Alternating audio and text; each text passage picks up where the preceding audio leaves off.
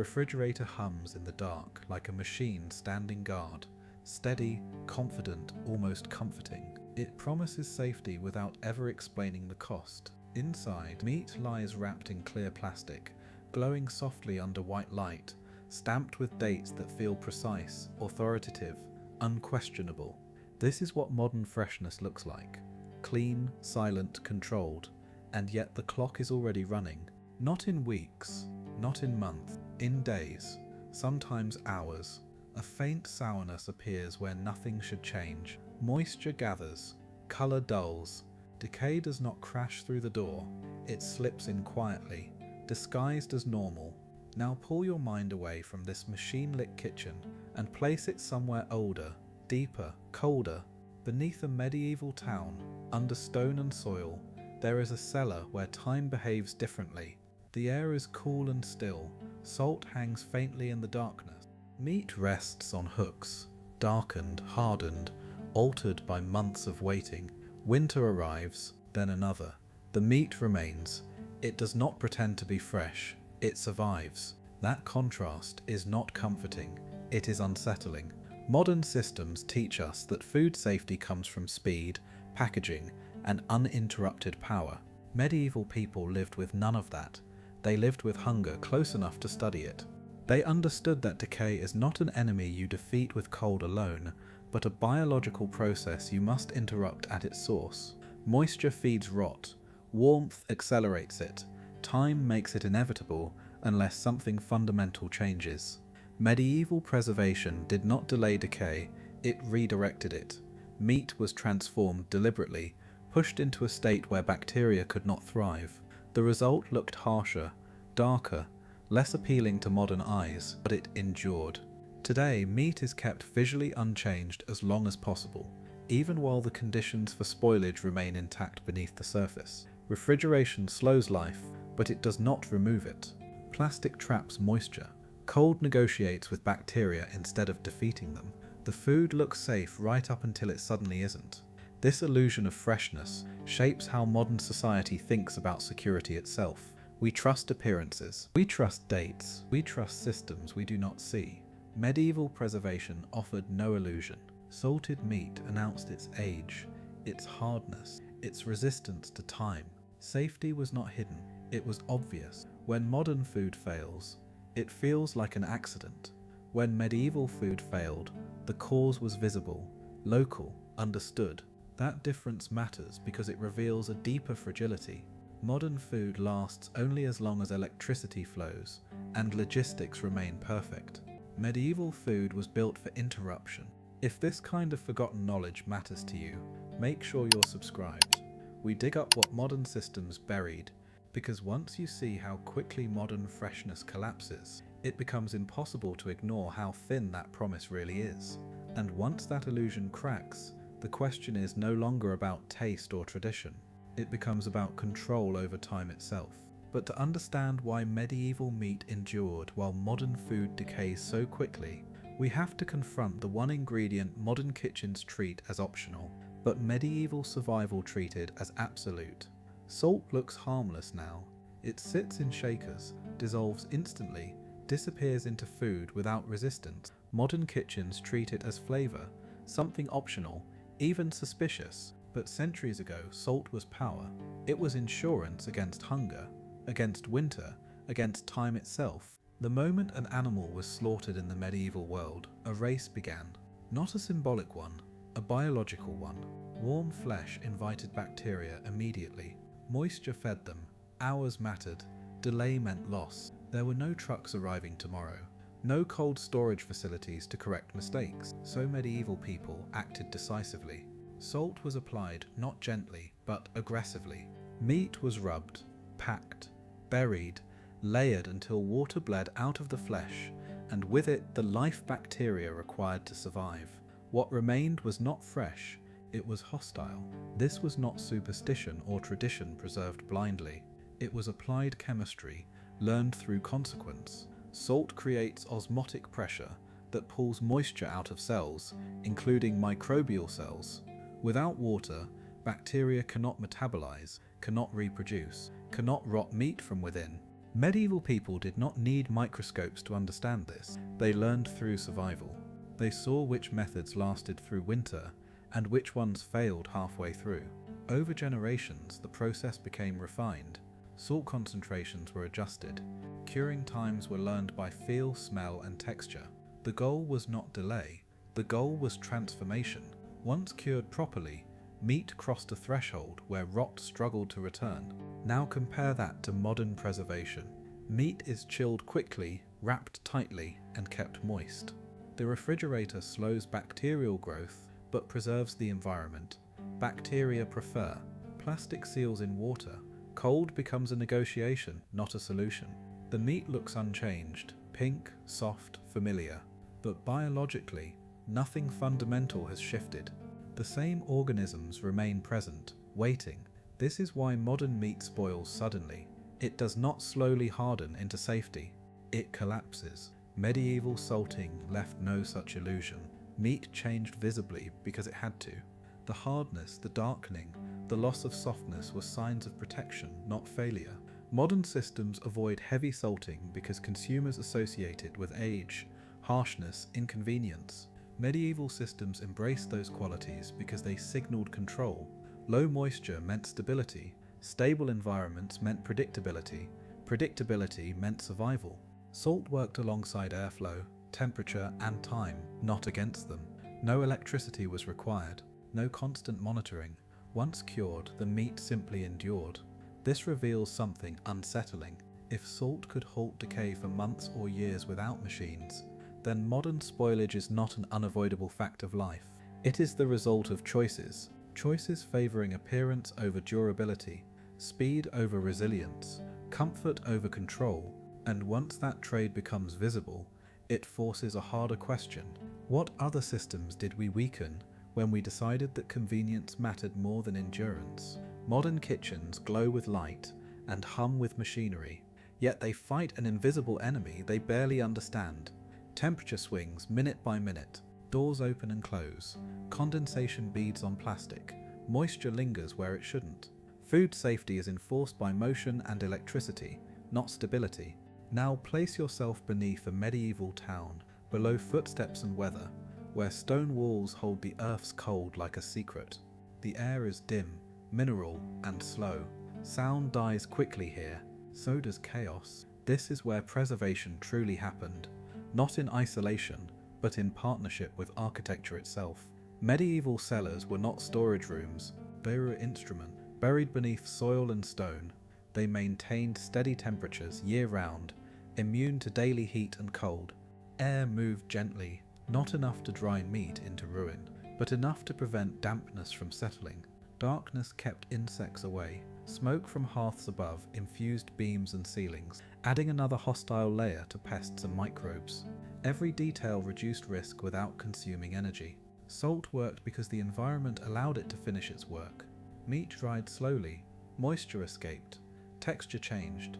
Biology was guided, not frozen. Modern refrigeration reverses this logic. Cooling systems cycle on and off, creating microclimates of condensation. Plastic packaging traps moisture against flesh. Light and warmth fluctuate constantly. The goal is to preserve appearance, not to create biological stability. Medieval preservation accepted decay as something that must happen, but under strict control. Meat was allowed to dry, to cure, to ferment, just enough to stabilize. These transformations created environments where dangerous microbes could not dominate, while harmless processes completed the preservation. The food crossed a line. It became difficult to spoil. When power fails today, that illusion collapses instantly. Refrigerators warm, moisture blooms, bacteria surge. Meat that looked safe hours ago turns hostile. Medieval stores had no outage mode because they required no power to begin with. They were passive systems built for patience. They did not depend on timing or constant correction. Once established, they held. This difference matters far beyond history.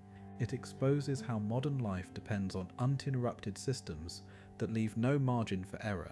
Medieval preservation built margin into the structure itself. Stability beat speed. Environment beat machinery. And when food was designed to survive without control, It revealed how fragile control actually is. What happens when modern systems scale this fragility is the next truth that can no longer be ignored. Modern spoilage feels like a failure of technology, but it is actually the result of how technology is used. The moment meat enters the industrial system, it is treated as a product that must move quickly, look appealing, and behave predictably on a shelf. Speed becomes the priority. Animals are processed rapidly, chilled almost immediately, and sealed for transport across long distances. Every step is optimized for efficiency, not endurance. What looks like progress is often just acceleration, and acceleration has consequences biology does not ignore. In medieval preservation, the most critical moment was the first one. Meat was salted immediately, while bacterial populations were still low, and the flesh was still warm enough to release moisture. The process began at the point of greatest control. In modern systems, that moment is delayed. Meat waits, it is transported. It is cooled before it is stabilized. Hours stretch into days. Bacteria are not eliminated. They are merely slowed. By the time the meat reaches a refrigerator, the biological race is already underway. Cold becomes damage control, not prevention.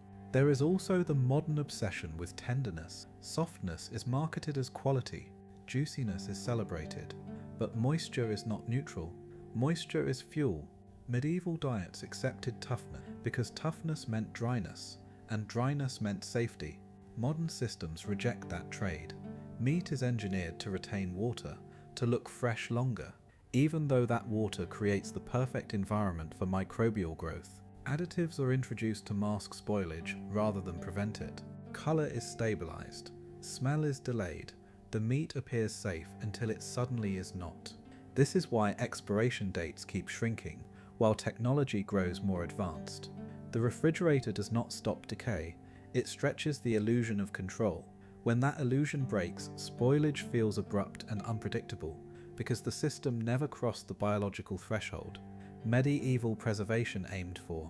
It hovered just above it. Medieval methods stripped away moisture and warmth together. Modern methods preserve both and hope temperature alone will compensate. Often it doesn't. Scale makes this fragility unavoidable. Food designed for shelves cannot be designed for cellars. Longevity becomes secondary to appearance and turnover. Waste is accepted as a cost of doing business, but that acceptance hides a deeper vulnerability. When supply chains slow, when power flickers, when speed fails, modern food collapses quickly. Medieval food did not depend on speed, it depended on preparation.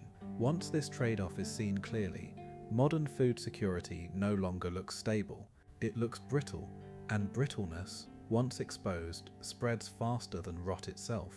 Modern cities glow at night as if hunger has been permanently defeated. Shelves refill daily. Trucks arrive on schedule. Power flows without question. Food appears on demand. And because it appears so reliably, its deeper logic fades from memory. But medieval communities lived inside a different rhythm, one where winter closed roads, armies cut supply lines, and storms erased certainty overnight. In that world, preserved meat was not cuisine, it was insurance. Salted beef hanging in a cellar was time made tangible. It meant tomorrow could fail, and the body would still endure. This knowledge shaped everything from daily life to the outcomes of wars. Armies marched because their food could march with them. Ships crossed oceans because meat did not rot before land reappeared. Towns survived sieges because stores had been prepared months in advance. When conditions allowed, preservation was not an emergency measure. It was a baseline assumption. You did not wait for scarcity to arrive before acting. You prepared while abundance still existed. That mindset is almost alien now. Modern society assumes continuity. Refrigeration assumes power. Supermarkets assume logistics. Logistics assume stability. When any one of those breaks, the system does not degrade gracefully, it snaps. Empty shelves appear within hours. Panic replaces confidence. The irony is that the knowledge to soften this collapse has not disappeared. It has been reframed as niche, artisanal, outdated.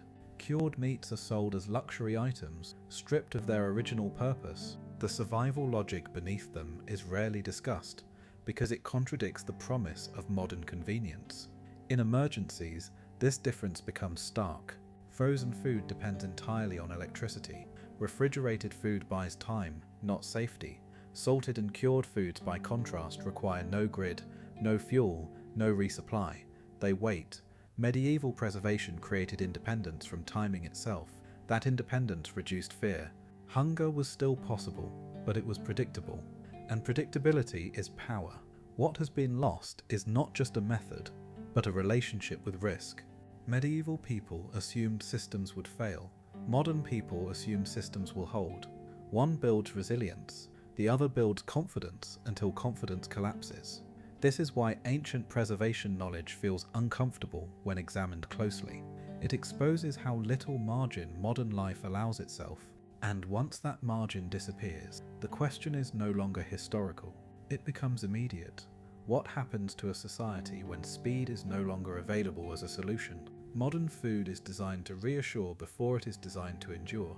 It looks the same everywhere, tastes the same every time, and promises consistency as a substitute for security. This uniformity feels comforting because it removes uncertainty. Nothing surprises the palate. Nothing challenges expectation. But that comfort comes at a cost that medieval preservation never accepted.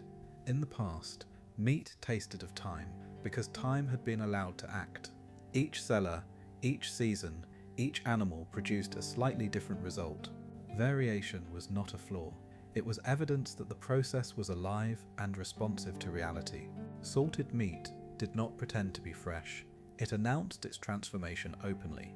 The texture hardened, the flavor deepened, the smell shifted away from rawness towards something older and more stable. Medieval people trusted these changes because they understood what caused them. They had learned which transformations were safe and which ones signaled danger. Control came from knowledge and patience, not from masking signs of age. Food was allowed to become what it needed to become in order to last. Modern systems reverse this relationship. Food is engineered to resist visible change for as long as possible. Color stabilizers preserve redness. Packaging prevents drying. Refrigeration slows biological activity without stopping it.